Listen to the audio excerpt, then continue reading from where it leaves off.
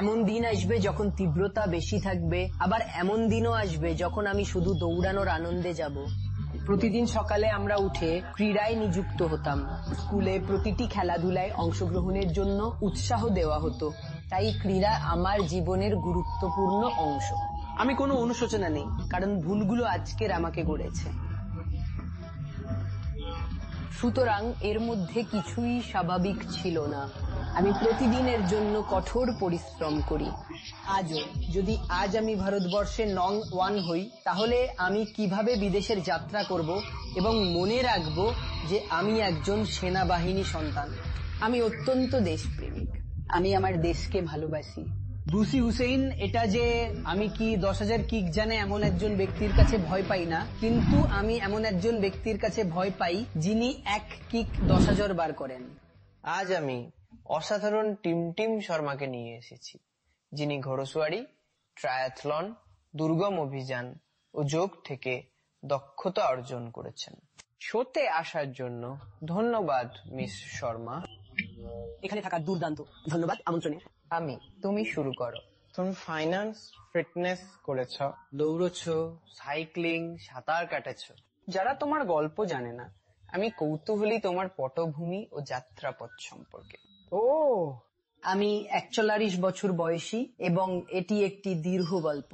আমি একজন আর্মি শিশু, তাই খেলাধুলা আমার জীবনের অংশ ছিল। ছোটবেলায় জলেতে ডুবিয়ে দেওয়া হতো এবং আমরা খেলাধুলায় অংশগ্রহণ করতাম। আমার বিশ্বাস এটি পরিবেশ ও শৃঙ্খলার কারণে। প্রতিদিন সকালে আমরা খেলা করতাম এবং স্কুলে সব ধরনের খেলায় অংশ নিতে উৎসাহিত করা হতো। সুতরাং খেলা আমার জীবনের একটি খুব গুরুত্বপূর্ণ অংশ ছিল ছোট থেকেই। আমার পক্ষে কল্পনাও করা কঠিন, আমার জন্য এটা অদ্ভুত যদি কারো দিনে কোনো শারীরিক কার্যকলাপ না থাকে। এখন আমার কাছে সব ধরনের খেলাধুলা স্বাভাবিক ব্যাপার। তাই আমি আমসাবিক খেলাধুলা পরীক্ষা করেছি। আমি সবসময় এর প্রতি আগ্রহী ছিলাম, তাই না? এটা আমাকে খুশি করে। আমি জানি কিছু মানুষ আছে যারা ক্যানভাসের সামনে বসে ঘন্টা হারিয়ে যেতে পারে, তাই না? আর সেটাই তাদের চালিত করে। আমার পক্ষে সেটা ছিল খেলা। সেটা আমসাবিক খেলাধুলা হোক, সাইক্লিং হোক, ফিটনেস হোক, যাই হোক না কেন, আমার জন্য এটা ধ্যানের মতো। এ কারণেই আমি এতগুলো ভিন্ন ভিন্ন জিনিস চেষ্টা করেছি। আর অবশ্যই সমাজ বলে তোমাকে ডিগ্রি নিতে হবে, তোমাকে চাকরি করতে হবে। আর এই কারণেই আমার ডিগ্রি এবং প্রথম চাকরি কর্পোরেট অথবা ফাইন্যান্স ডিগ্রিতে ছিল, যা সে সময় প্রত্যাশিত ছিল। আমি ঘোড়ার ব্যবসা ব্যবস্থাপনায় স্নাতক পড়তে চেয়েছিলাম, কারণ সেটাই ছিল আমার মুহূর্তের অবস্থা। এবং হ্যাঁ, তো আমার জন্য এভাবেই, এবং আমার জন্য নিয়ম মেনে চলা জরুরি নয়। শৃঙ্খলা আছে, উৎসাহ আছে, এবং প্রতিটি ক্ষেত্রে যদিও বলা হয় জীবন বা সমাজ বলে যে এটি উচিত নয়, এটি অর্থপূর্ণ নয়, যদি আমি সঠিক মনে করি আমি সেই উৎসাহ অনুসরণ করেছি এবং এটাই সব। আমি গণিত ভালোবাসি এবং ফাইন্যান্স, অর্থনীতি ও চার্টার্ড অ্যাকাউন্টেন্সিতে আগ্রহী। আপনি নিউজিল্যান্ডের ভালো কলেজ সুপারিশ করবেন? সুতরাং ঠিক আছে, আমি ব্যক্তিগতভাবে মনে করি যে যদি আপনি কোনো বিষয়ে উন্মুখ হন এবং আজ জ্ঞানের জন্য আগ্রহী হন, তাহলে তথ্যের যে উপায় আপনি পাচ্ছেন, যে কোনো বিশ্ববিদ্যালয় ভালো বিশ্ববিদ্যালয় হতে পারে। আপনি বাড়িতে বসে থাকতে পারেন, আপনি একটি ইউজিসি প্রোগ্রাম করতে পারেন এবং আপনি শিক্ষা পেতে পারেন। কিন্তু হ্যাঁ, যদি আপনি আমাকে বলছেন যে ঠিক আছে, নিউজিল্যান্ডে নিজেই অসাধারণ বিশ্ববিদ্যালয় আছে। আমি গিয়েছিলাম Waikato management school, Oregon, Waikato বিশ্ববিদ্যালয়। সেখানে ছিল অকল্যান্ড ক্রাইস্টচার্চ বিশ্ববিদ্যালয়, কুইন্সটাউনে ভালো ভেট বিশ্ববিদ্যালয়। কারণ আমি ঘোড়ার প্রতি আগ্রহী ছিলাম, তাই সেটাও পেলাম পালমাস্টার নর্থে। শিক্ষা সর্বত্র পাওয়া যায়, হতে হবে সেই স্পঞ্জ যা শিক্ষা ও জ্ঞান শোষণ করে, এবং আকাশই সীমা।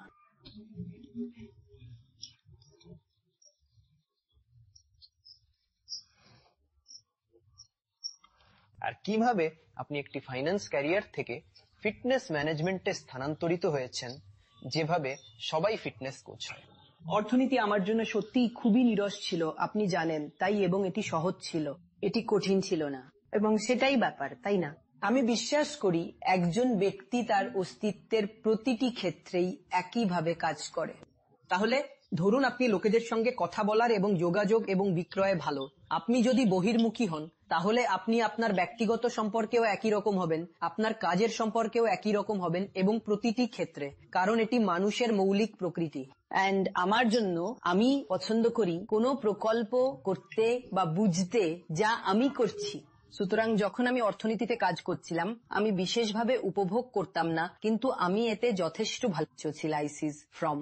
তবে এটি আমাকে সেই উজ্জ্বলতা বা সুখ দিচ্ছিল না।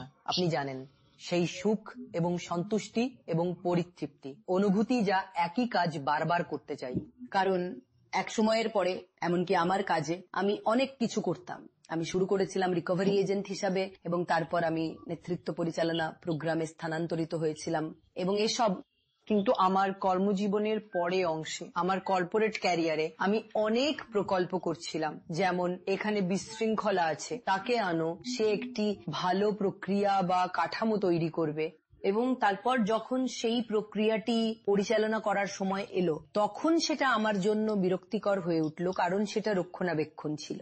তাই আমি চ্যালেঞ্জের অনুভূতি পছন্দ করি এবং আমার ভূমিকা অনুযায়ী শেষ পর্যন্ত আমি যেখানে যেতাম সেটা স্ট্যাটাস কো বজায় রাখার ব্যাপার হয়ে দাঁড়াতো, এন্ড সেটা আমার জন্য বিরক্তিকর ছিল। একই কথাগুলো বোঝালো, যে কোনো সংখ্যায় তারতম্য কেন হচ্ছে, আয়ের বৈপরীত্য, সবকিছুই শেষে আমি সংখ্যাগুলো দেখতে পেতাম। আমি সেই গল্প বলতে পারতাম যা ওরা আমাকে বলার চেষ্টা করছিল। আমি তাদের জানাতে পারতাম যারা গল্পটা শুনতে চায়, কিন্তু সেটা বারবার একই কথা ছিল এবং সেটা আমার জন্য বিরক্তিকর এবং একঘেয়েমি হয়ে পড়েছিল। আজ আমি প্রায় 5 ঘন্টা অবিরত সাইকেল চালাতে পারি, কিন্তু সেটা আমার জন্য বিরক্তিকর নয়। এবং সম্ভবত এটা হয়, যেমন তারা বলে, প্রবাহাবস্থায় থাকা, অর্থাৎ নিজের আবেগ খুঁজে পাওয়া এবং সত্যি উপভোগ করা। এইটাই আমাকে সুখী করে এবং এই কারণেই কর্পোরেট ক্যারিয়ার থেকে ফিটনেস ক্যারিয়ারে পরিবর্তন এসেছে। আপনি কি কখনো এই সিদ্ধান্তে অনুতপ্ত হবেন? কখনো নয়, কখনো নয়। জীবনে আমার একটুও অনুতাপ নেই, কারণ আমি যা করেছি, যেখানে যাই, যে সব ভুল করেছি, সেগুলো আমাকে আজকের মানুষের মতো করেছে এবং আমি আজকের মানুষটিকে ভালোবাসি। ভুল করা হলো বড় হওয়ার একটি খুবই গুরুত্বপূর্ণ অংশ, ব্যক্তিত্ব উন্নয়নের একটি গুরুত্বপূর্ণ অংশ এবং সেসব ভুল থেকে শেখার অংশ। দায়িত্বশীল হওয়া, দায়িত্ব নেওয়া এবং বুঝতে পারা যে আপনি যে প্রতিটি সিদ্ধান্ত নেন তার ফলাফল আছে এবং তার জন্য জবাবদিহি করা, এটা খুবই গুরুত্বপূর্ণ এবং একটুও অনুতাপ নেই বন্ধু। দৌড়, পর্বতারোহণ, সাইক্লিং, ট্রায়াথলন, সাঁতার, যোগাসন থেকে আপনার সবচেয়ে স্বাভাবিক কোনটি? কোনোটিই নয়। আমার সবকিছুর জন্য অনেক কঠোর পরিশ্রম করতে হয়েছে। এটা সহজ এবং স্বাভাবিক দেখাতে আমি সত্যি কঠোর পরিশ্রম করেছি। আমার কাছে কোনোটিই স্বাভাবিক নয়, তবে আমার প্রথম পছন্দ ছিল দৌড় এবং এর কারণ ছিল যে আমি প্রতি সপ্তাহান্তে যেয়ে একটি ইভেন্টের জিততাম, কারণ কোন না কোনোভাবে জিনগতও একটা ভূমিকা রাখে, ঠিক না? আমি দীর্ঘ দূরত্বে স্বাভাবিকভাবেই একটু দ্রুতগতি পেতাম এবং আমি একটা অর্থ পুরস্কার পেতাম, অর্থাৎ আমি পুরস্কার পেতাম, একটা চেক পেতাম। বাড়ি ফিরতাম এবং বন্ধুদের নিয়ে বের হতাম। এভাবেই দৌড় আমার কাছে স্বাভাবিক হলো। তারা বলতো সে সপ্তাহান্তে যাবে আর ফিরে আসবে, আমরা সবাই বের হব। এটাও তো। পরে আমি এর আনন্দ নিতে শুরু করলাম। এটা ইচ্ছাকৃত ছিল না ম্যারাথন করব, এটা সংযোগহীন শুরু হয়ে নিজের জীবন নিতে শুরু করলো। এটা সবাইকে বুঝতে হবে যে কাউকে বা কিছু ভালো করতে হলে কঠোর পরিশ্রম জরুরি। সফলতার কোনো শর্টকাট নেই, অভিজ্ঞতা অর্জন ও পরীক্ষা নিরীক্ষা করা প্রয়োজন। বাইরে কি আছে জানতে না পারলে আপনি কি পছন্দ করেন তা বুঝবেন না। সোফায় বসে কেবল খারাপ বলা সহজ, কিন্তু অভিজ্ঞতা ছাড়া সত্যিকার পছন্দ জানা সম্ভব নয়।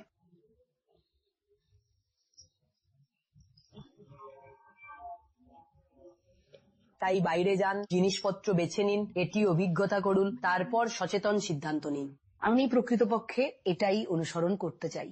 তারপর সত্যি কঠোর পরিশ্রম করুন, যথেষ্ট দীর্ঘ সময়, এবং কোনো ফলাফলের প্রত্যাশা করবেন না। জানেন, কোনো শর্টকাট নেই, এটাই শেষ কথা। তাই এর কোনোটি স্বাভাবিকভাবে আসেনি এবং আমি প্রতিদিন কঠোর পরিশ্রম করি আজও। আমি ক্রিকেট পছন্দ করি। ব্যাটে বল আঘাতের শব্দ শিথিলকর।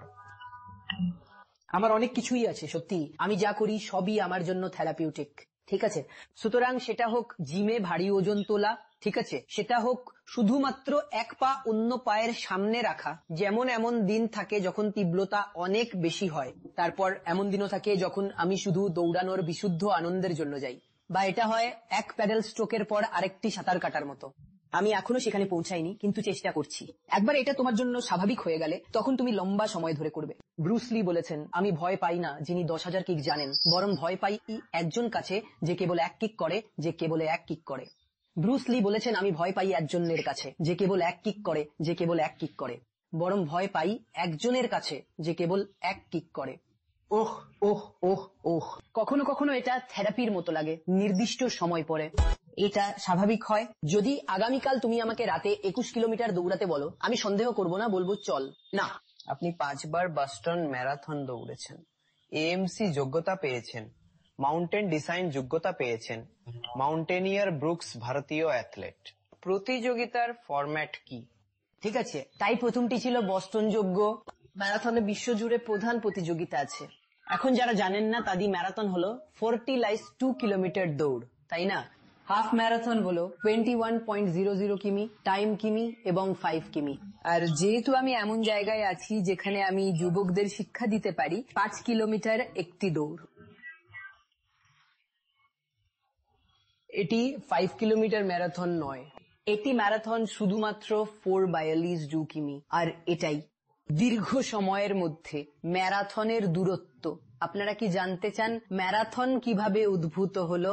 হ্যাঁ, ঠিক আছে, ম্যারাথনের পিছনে একটা যুদ্ধ ছিল, তাই না? এবং গ্রিকরা জিতেছিল এবং তারা বলেছিল, ও আমাদের দরকার। তারা ছিল স্পষ্টতই, তারা যেখানে ছিল তাদের দেদিয়াল ছিল বাড়ির শহর থেকে প্রায় 2.2 কিলোমিটার দূরে। তাই তারা বলল, আমাদের সবাইকে জানাতে হবে। এবং একজন লোক বলল, আমি দৌড়াবো এবং সবাইকে জানাবো যে আমরা জিতেছি। তাই মারাথন থেকে অ্যাথেন্স পর্যন্ত সেই জায়গায় ইভেন্টটি ঘটছিল। সে দৌড়েছিল এবং সেখানে পৌঁছে সবাইকে জানিয়েছিল যে আমরা জিতেছি। তারপর সে পড়ে পড়ে মারা গেল এবং এখন আমরা এটি পালন করি মারাথন দৌড় দিয়ে।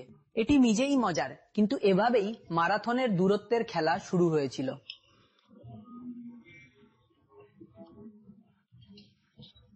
এখন মারাথন নিয়ে কথা বলি। এখন চারদিকে মারাথনের আয়োজন হয়। 4 কিমি ক্রমেস্তু রয়েছে ব্যাঙ্গালোর মারাথন, মুম্বাই মারাথন, এগুলি বড় বড়। ভারতের নতুন দিল্লি মারাথনও আছে। তদনুযায়ী কিছু মারাথন আছে যেগুলোর জন্য যোগ্যতা অর্জন করতে হয়, যেমন নির্দিষ্ট সময়সীমা পূরণ করতে হয় যোগ্য হতে, এবং সেগুলো কঠিন সময়সীমা। বস্টন তাদের মধ্যে একটি। তাই বিশ্বের 6টি মূল মারাথন আছে, যা এখন 7টি হয়ে গেছে, যা বিশ্বে প্রধান মারাথন। বস্টন তাদের মধ্যে একটি, এবং এটি ভালোভাবে বলতে নিউ ইয়র্ক সবচেয়ে কঠিন এবং তারপর বস্টন দ্বিতীয় সেরা যোগ্যতায় আসে। তাই 5 বার বস্টন যোগ্যতা মানে আমি মারাথন দূরত্ব দৌড়িয়েছি। মোট উপরে আমি 7 বার মারাথন দূরত্ব দৌড়িয়েছি, যার মধ্যে 5 বার আমি বস্টন মারাথনের যোগ্যতা অর্জন করেছি। আমি এটি দৌড়াতে নির্বাচন করা হয়নি, কারণ তখন আমি বিভ্রান্ত হয়ে গিয়েছিলাম এবং তারপর আমি ট্র্যাক্সে প্রবেশ করেছিলাম এবং এটি আমার বাকেট লিস্টে আর ছিল না। কিন্তু এটি আপনার মারাথনার হিসাবে বস্টনের যোগ্যতা। পরবর্তীটি ছিল, আপনি এএমসি ছিলেন, এএমসি বলা হয়। এটি সংক্ষিপ্ত রূপ অ্যাডভান্সড মাউন্টেনিয়ারিং কোর্সের জন্য। তাই এখন আপনি যদি একটি পাহাড়ে উঠতে যান, এবং আমরা ভাগ্যবান যে আমরা এমন দেশে বাস করি যেখানে বিশ্বের সবচেয়ে কিশোর এবং উচ্চতম পাহাড় রয়েছে। আপনি কি ইউএস গিয়েছেন? না, আমাকে যেতে হবে। এটি অন্য এক পর্যায়ে বিনম্রতা দেয়, যেমন আপনি মনে করবেন এখানে আপনি একটি পিপির মতো। প্রকৃতি খুব সুন্দর, এটি এত ব্যাপক, এত বিস্তৃত, এবং এটি এত বিনম্র, এবং ওখানে কেউ আপনাকে সাহায্য করতে পারে না। কেবল আপনি নিজের সাহায্য করতে পারেন। আপনাকে নিজের ব্যাগেজ বহন করতে হবে, তুমি তোমার খাবার রান্না করতে হবে, তোমাকে নিজেকে পাহাড়ে বহন করতে হবে। এটা একদম তোমার নিজস্ব অবিরত অবস্থা। যেমন পুরোপুরি নগ্ন হয়ে যাওয়া, ঠিক এমন ননটা নয়, কিন্তু তুমি এবং প্রকৃতির সম্পর্কের ক্ষেত্রে সেখানে তোমাকে সাহায্য করার মতো কিছুই নেই। এমন কিছু জায়গাও আছে যেখানে হেলিকপ্টারও নামতে পারে না, কারণ বায়ু অনেক বেশি অস্থির। হেলিকপ্টারও সেখানে নামতে পারে না। তাহলে যেভাবে তুমি পাহাড়ে উঠতে যাও তাকে বলা হয় অভিযান, এবং কখনো কখনো সেটাও অ্যালপাইন। তোমার একটি সাধারণ অভিযান রয়েছে যেখানে প্রায় 20 জন থাকে, সাথে গাধা, ঘোড়া বা পনি থাকে, আর পোর্টাররা তোমাকে সাহায্য করে।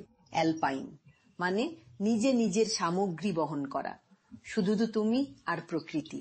সাধারণত 2-3 জন হয়ে থাকে। এটা দ্রুত হয় কারণ লিন থাকলে দ্রুত হওয়া যায়, দক্ষতার উপর নির্ভর করে। আর পোর্টার থাকলে পুরো একটা গ্রাম নিয়ে চলার মতো, গতি ধীর হয় বরফের গতি অনুযায়ী। অভিযানে অংশ নিতে হলে মৌলিক পর্বতারোহণ প্রশিক্ষণ সার্টিফিকেট দরকার, সেটাই বিএমসি। আমি যেহেতু যা পছন্দ করি তা করি, আমি বিএমসি করেছিলাম এবং একটি অভিযান করেছিলাম। আমি সত্যিই উপভোগ করেছি এবং ভাবলাম এটা আরো ভালোভাবে বুঝতে হবে। আমি আরো হতে চাই এবং আমি চাই যেন আমার কাছে যেমন কুনগিয়ার থাকে এবং আমি আরোহণ করতে চাই এবং আমি আইস্যাকের মতো কাজ করতে চাই, তাই না? এটি খুব সফল।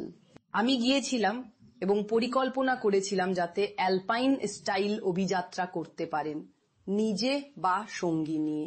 সবকিছু পরিকল্পনা করার জন্য প্রগতি পর্বতারোহণ কোর্স করতে হয়, যা এএমসি যোগ্যতা। ব্রুকস একটি ব্র্যান্ড যা দৌড়ের গতি ও মেকানিক্সে ফোকাস করে তাদের পণ্য দৌড়ের জন্য।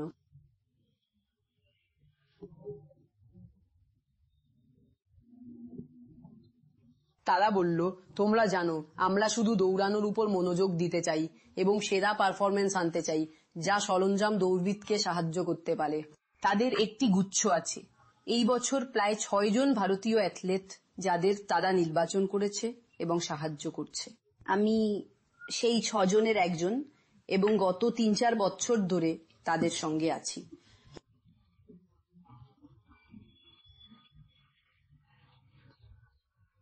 সেটি খুবই ভালো দল যা একে অপরকে উদযাপন করে, যেমন আমরা সবাই করি। সেখানে কোনো ঈর্ষা নেই, যেমন তিনি আমার থেকে ভালো হতে পারেন নয়, বরং আমি কিভাবে তাকে উন্নতিতে সাহায্য করতে পারি। খুব সুন্দর এবং বিষাক্ত নয় এমন পরিবেশ যা সাধারণত প্রতিযোগিতায় থাকে না।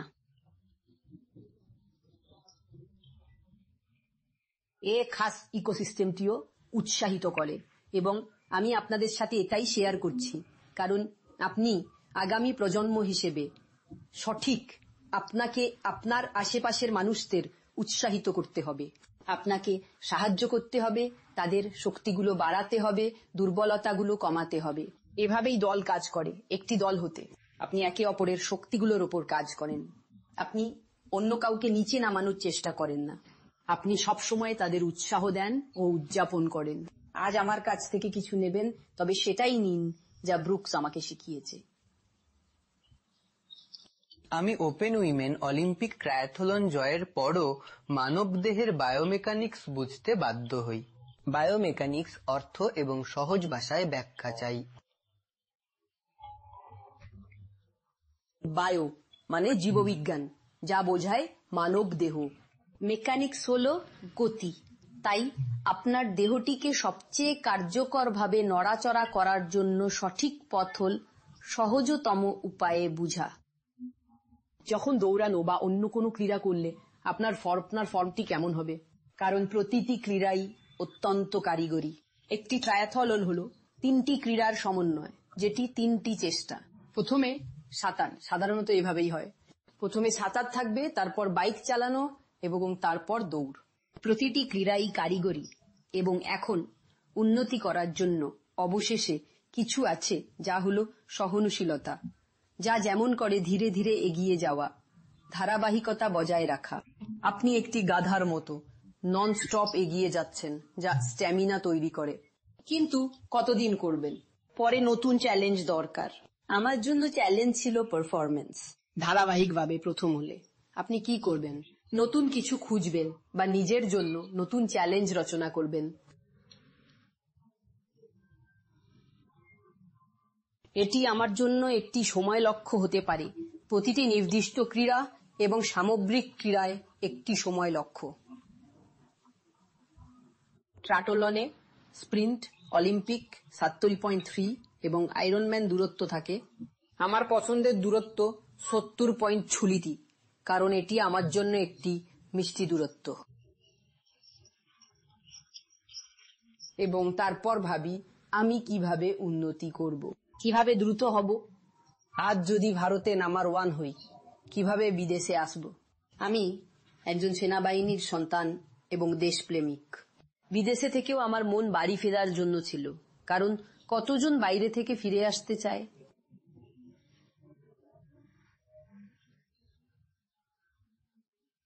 আমি তাদের একজন, এটাই আমার দেশের প্রতি ভালোবাসা। পরবর্তী লক্ষ্য, আমি কিভাবে উন্নতি করব যাতে বিদেশে গর্বের সঙ্গে দেশের পতাকা ধরে দাঁড়াতে পারি এবং ভারতকে গর্বিত করতে পারি। কেউ বলবে সেই মেয়ে ভারত থেকে এসেছে, শক্তিশালী ক্রীড়াবিদ। সেটি ভিন্ন স্তরে সন্তুষ্টি এবং তৃপ্তি। আমি এটা পছন্দ করি। আমার পরবর্তী লক্ষ্য সেটাই, তাই না? তাহলে প্রশ্ন কি ছিল? বায়োমেকানিক্স, এটা বোঝা কিভাবে শরীর ভালো কাজ করে, কিভাবে শরীরকে আরো ভালোভাবে চালানো যায়, দ্রুততর করা যায়, কিভাবে জলে হাঙ্গর বা টর্পেডোর মতো চলা যায়। আমি সেরা মানুষদের সাথে কাজ করি, যেমন নিশা মিলেটের সঙ্গে সাইক্লিং এ। এটা আমার জন্য খুবই গুরুত্বপূর্ণ। এটা আপনি বোঝা উচিত। শেখার শেষ নেই। আপনি যেখানেই থাকুন, কেউ আছে যিনি আপনার চেয়ে শক্তিশালী ও বেশি জানেন। মুক্ত থাকলে, বিশেষ করে শেখায়, আপনি যাদের সঙ্গী হন তাদের থেকে কিছু শিখতে পারেন। তাই বায়োমেকানিক্স আমি আরো দক্ষ হতে চাই। এটাই উত্তর।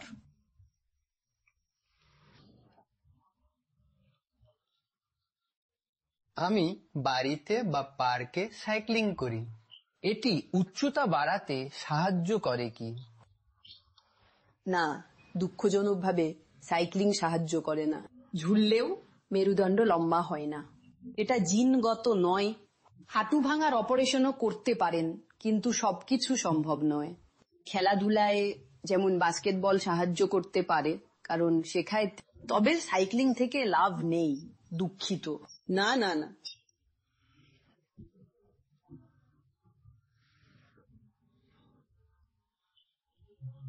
আমি মনে আছে 1 বছর আগে আমার মা ফায়ারফক্স ব্র্যান্ডের একটি সাইকেল কিনতে চেয়েছিলেন। সঠিক মডেল বেছে নেওয়া কঠিন ছিল, কারণ হাইব্রিড, গ্র্যাভেল রোড এবং গিয়ার বাইক ছিল বিকল্প। গিয়ারের সংখ্যা যেমন 6, 14, 21, ব্রেক যেমন অ্যালয় বা স্টিল, সাসপেনশন ফরক এবং প্রশস্ত আর্ম ট্রেনিং চাকার মতো ফিচারও ছিল। আপনি কি এই শব্দগুলোর মানে এবং কিরকম সাইকেল নিতে হবে বলতে পারেন? ঝামেলাবিহীন ভাবে আসুন, কফি নিয়ে বসি এবং সাইকেল চালানোর জন্য প্রস্তুত হই। না, মজা করছি। চেষ্টা করব সংক্ষেপে বলার। সাইক্লিং এর বিভিন্ন ধরন আছে। প্রথমটি হাইব্রিড, যা সবকিছুর জন্য উপযোগী। এটি সাধারণত যাতায়াতের জন্য ব্যবহৃত হয়। যেমন মা বলে, আজ দুধ নিয়ে এসো, আপনি ভাববেন নিজেই নিক। কিন্তু না, ছোটবেলায় ধারণাটা ছিল বাইরে গিয়ে দুধ আনার, সাইকেল থাকলে সেটা বোনাস। এটি কমিউটিং, যেমন স্কুল, অফিস বা কলেজ যাওয়া। তাই কেউ লোকালেই কাজ করতেন, যা এখনো ঠিক আছে, কারণ লোকাল রাস্তায় কিছু গর্ত থাকে, কিছু রাস্তা ভালো।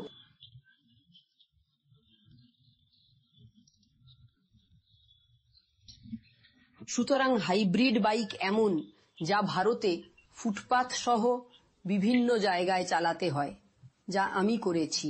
তাই হাইব্রিড হলো এমন একটি ভালো বাইক যা নানা ধরনের সাপার্টে যায়। আর এমটিবি মানে মাউন্টেন ট্রেল বাইকিং। তাহলে তা কি বোঝায়? মাউন্টেন, এবং তোমাদের আছে প্রযুক্তিগত ট্রেইল। তুমি জানো যে যে লোকজন রেডবুল র্যাম্পেজ করে সেটাই এমটিবি। এটি এমন মত ইজ আপ এমটিবি। এটা পরবর্তী স্তরের এমটিবি, যেমন 50 ফুট লাফ এবং ড্রপ নেওয়া, এটি এমটিবি। তাই এমটিবি এর জন্য সেটাই। তারপর আপনি বললেন গ্র্যাভেল মানে সাইক্লোক্রসের মতো। তাই বর্ষার পর ব্যাঙ্গালোর মূলত গ্র্যাভেল। যদি রাস্তা ঢাকা না থাকে, রাস্তার উপর কিছু মাটি থাকে, ছড়ানো পাথর, ছোট পাথর থাকে, কিন্তু এতটা প্রযুক্তিগত নয় যা আপনি ড্রপ বা লাফচল করছেন, এটা গ্র্যাভেল। তারপর রোড বাইক আছে, যা আমার প্রিয়। রোড বাইক শুধুমাত্র রাস্তার ওপর গতি বাড়ানোর জন্য, সমতল রাস্তা মসৃণ করে, এটা দ্রুত জুপ করবে। এরপর টাইম ট্রায়াল বাইক, যা বেশি এয়ারোডাইনামিক। সেখানে 2টি অ্যারোবার থাকে, আপনি ছোট করে বসেন যাতে খুব দ্রুত যেতে পারেন।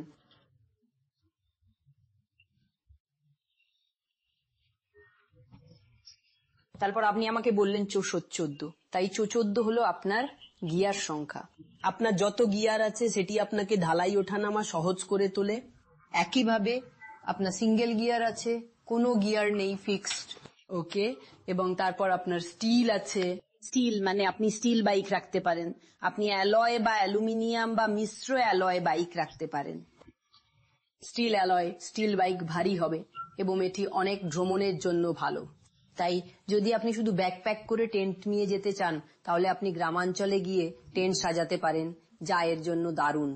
অ্যালুমিনিয়াম বাইকগুলি তুলনামূলকভাবে বেশি মজবুত, কিন্তু এগুলো একটু ভারী, তাই এগুলো আপনার দৈনন্দিন যাতায়াতের বাইকগুলোর থেকে, যেমন হাইব্রিড বা আরডি বাইকের মতো দ্রুত হবে বাইক।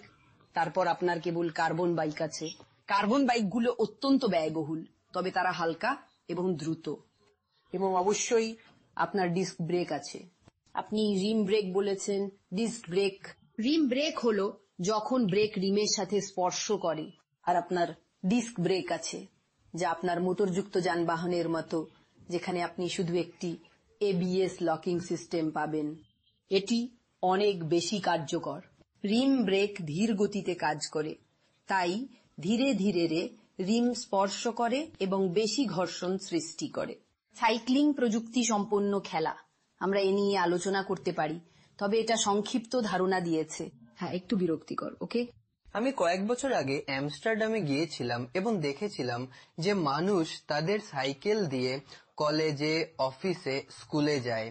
আপনি কি মনে করেন এটা ভারতীয় শহরগুলোতেও কখনো হবে, বা শুধু ট্রাফিকই বেশি?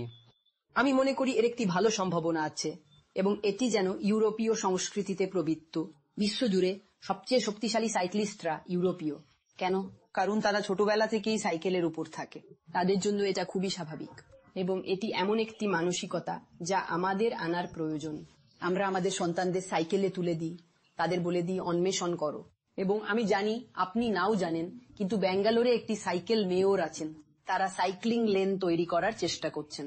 অবশ্যই ট্রাফিক এবং মানুষরা খুব ধৈর্যশীল নয় এই ব্যাপারে, যে আপনি জানেন সাইকেলিস্টদের রাস্তা শেয়ার করতে হয়, যা কেবল জনসংখ্যার কারণে। কিন্তু আমি মনে করি পরিবর্তন হতে হলে 3 থেকে 4 প্রজন্ম সময় লাগে। তাই পর্যাপ্ত সময় দিলে, যথেষ্ট সচেতনতা দিলে, স্বাস্থ্যগত গুরুত্বের বিষয়ে যা এখন সামনে আসছে, আমি মনে করি এটা খুবই সম্ভব, খুবই সম্ভব। এমন একটি পরিস্থিতি যে ভারতে বড় শহরগুলোতে, এমনকি ছোট শহরগুলোতেও নিবেদিত সাইক্লিং লেন থাকবে এবং মানুষ সাইকেল চালাবে, দৌড়াবে, হাঁটবে। আমি মনে করি আমরা ইতিমধ্যে গত প্রায় 15 বছরে মানুষের মানসিকতায় একটি বিশাল পরিবর্তন দেখতে পাচ্ছি, এবং এটা কেবল বৃদ্ধি পাবে আপনার মতো লোকদের কারণে। আপনাকে অনেকবার নিজেকে পুনরায় আবিষ্কার করতে হয়েছে। আঘাতের মধ্যেও কেন চলেছেন? আমার মনে হয় আমি নিজেকে অন্য কোনো বিকল্প দিই না। বসে হতাশ হওয়ার কি বিকল্প আছে? না, পৃথিবীতে আপনার এত সময় আছে, তাই না? আপনার একটাই জীবন আছে, কিন্তু যদি আপনি এটি সঠিকভাবে বাঁচান তবে এক জীবনই যথেষ্ট। আপনাকে হিন্দু মতবাদ মতো ফিরে আসতে হবে না, ফিরোজীবন বা এমন কিছু। তাই বাইরে যান, সবকিছু অন্বেষণ করুন যা আপনি অন্বেষণ করতে চান। এটি করার জন্যই আমরা তৈরি। আমরা সোফায় বসে স্ক্রিনের সামনে জীবন কাটাতে তৈরি নয়। আমরা বেরিয়ে যাচ্ছি অন্বেষণ, অভিজ্ঞতা, ন্যায় বিচার ও মজা করার জন্য প্রস্তুত। দিন শুরু। আগে কি শক্তিশালী সাউন্ড আছে? আবশ্যক নয় না। আমার জন্য এটা বেশি নিজেকে শান্ত করা একটি রেসের আগে। নিজেকে উত্তেজিত করার ব্যাপার নয়, কারণ আমি যখন রেস ট্র্যাকে যাব তখন আমি নিজেরই উত্তেজিত হব। এটা কোনো সমস্যা নয়, কারণ আপনার রেস আপনার মাথায় বেশি ঘটে, শারীরিকভাবে নয়। শারীরিকভাবে আপনি যাই হোক প্রস্তুত, এটা মানসিক দিক। তাই আপনি যদি শান্ত থাকেন, আপনি সবকিছু খুব দ্রুত ঘটলেও ধীরে ধীরে সবকিছু দেখতে এবং পর্যবেক্ষণ করতে সক্ষম হন, এবং এটি সেই পর্যবেক্ষণের শক্তি যা আপনাকে একটি দৌড়ে সাহায্য করে। তাই এটি আমার জন্য নিজেকে শান্ত করার বিষয়। প্রত্যেক ক্রীড়াবিদ আলাদা। এটা আমার আমার সুখ, গভীর শ্বাস, মন কেন্দ্রীভূত ছবি কল্পনা আমি করি। আপনি? দৌড়ে হারানো বা ঝুঁকিপূর্ণ পরিস্থিতি পড়া। সব সময়। আমি কতবার পথভ্রষ্ট হয়েছি, ভুলে গেছি। সর্বশেষ আমি স্টেজ রেসে পিলটন থেকে ছিটকে পড়েছিলাম। পরে একটি বন্ধুকে পেয়েছিলাম। আমি ভাবলাম কেন একা কষ্ট পাই। আমরা কথা বললাম, মজা করলাম, বাইক চালিয়ে ডানে মোড় নিতে ভুলে গিয়েছিলাম।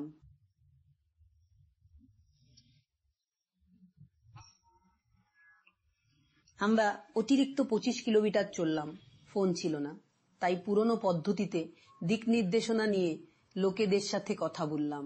গুগল ম্যাপস ছাড়া রেগুলার দিক নির্দেশনা দেখে আমরা বাড়ি পৌঁছলাম।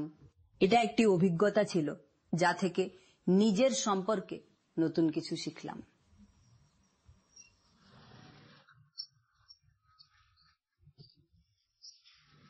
আপনি কখনো বাইক চালানোর সময় কোনো অদ্ভুত প্রাণী দেখেছেন?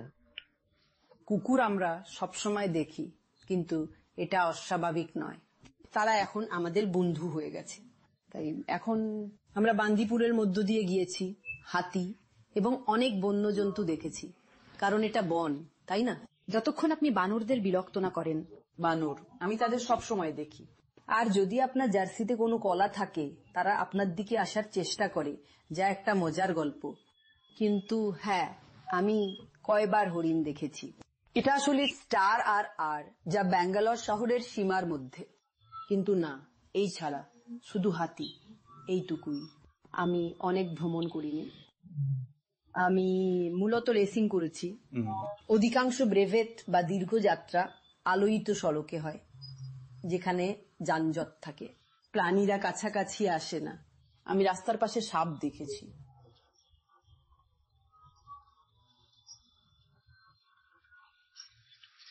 তো তুমি যোগ ব্যায়াম করো, আর যোগের জন্য অনেক নমনীয়তা প্রয়োজন। তাই যখন বেশি খাচ্ছেন কাজের মতো, আপনি কি মাটিতে বসেন? ও আপনি পশ্চিমা চলাচলের অভ্যস্ত, চেয়ারে বসে কাজ করা এবং খাওয়া। প্রথমত, যোগ শুধুমাত্র নমনীয়তার উপরে নির্ভর করে না। এটি একটি জীবনযাত্রার পথ, যেখানে আসন শুধু শারীরিক দিক। যোগ মূলত মনের নিয়ন্ত্রণ সম্পর্কিত। আসন অনুশীলনের মাধ্যমে শারীরিক দেহ নিয়ন্ত্রণ না পারলে মন নিয়ন্ত্রণ সম্ভব নয়। ব্যক্তিগত অনুশীলনে আমি মাটিতে থাকতে পছন্দ করি এবং যে কোনো অবস্থায় ফিজিক্যালি।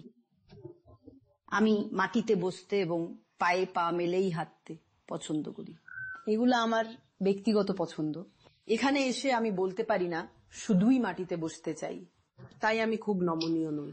যোগ ব্যায়ামে অনেক বিজ্ঞান জড়িত আছে, তাই এটাই ব্যক্তিগত পছন্দ। যখন আপনি বসে খাবেন, তখন আপনি আরো সচেতন থাকবেন যে আপনি কতটা সন্তুষ্ট অথবা খাবারে কতটা খাদ্য আছে, তুলনায় যদি আপনি দাঁড়িয়ে থাকেন অথবা এইভাবে বসে থাকেন। সুতরাং যোগ ব্যায়াম যে অনুশীলনগুলি করেছে তার কারণ রয়েছে, এগুলো অনেক বিজ্ঞানেই পাওয়া যায়। আমার জন্য না, আমি নমনীয়, কিন্তু আমার পছন্দ সবসময় কাছাকাছি থাকা। আপনি কি প্রতিদিন একটি কাজ করেন সুস্থতা বজায় রাখতে? কোন না কোন ধরনের শারীরিক ক্রিয়া করা। আমি মনে করি সেটাই প্রথম। তুমি বললে একটাই, তাই হ্যাঁ, শারীরিক ক্রিয়া করা উচিত। সেটাই হবে। হোক এটা। অনুষ্ঠানে আসার জন্য ধন্যবাদ। আমাকে আমন্ত্রণ জানানোর জন্য ধন্যবাদ। ধন্যবাদ। একজন শক্তিমান মানুষের গল্প। আমি তার ফাইন্যান্স ছেড়ে ফিটনেস স্বপ্নের পেছনে যাওয়া এবং কঠোর পরিশ্রমকে ভালোবাসি। আশা করি এটা আপনাকে অনুপ্রাণিত করেছে।